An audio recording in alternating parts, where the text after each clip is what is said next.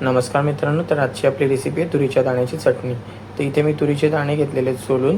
तुरीचे दाणे आपल्याला थंडीमध्येच अवेलेबल होतात। तुरीच्या ज्या शेंगा येतात त्यातले हे दाणे काढून घेतलेले आहेत, ते असे भाजून घ्यायचे चांगले खरपूस होईपर्यंत तव्यावर।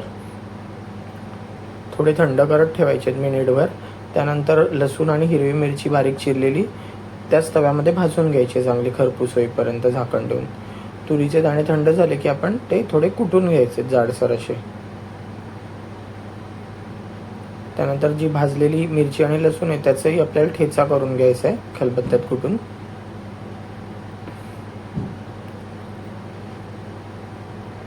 तव्यामध्ये 2 ते 3 चमचे तेल घालायचे। तेल गरम झालं की जिऱ्याची फोडणी करायची आणि बारीक चिरलेली कोथिंबीर घालून चांगलं परतवून घ्यायचं आहे। त्याच्यामध्ये ठेचलेली मिरची आणि लसूणचा ठेचा, ठेचलेले तुरीचे दाणे घालायचे आणि सर्व मिक्स करून घ्यायचं आहे। मिनिटभर परतून घ्यायचं आहे।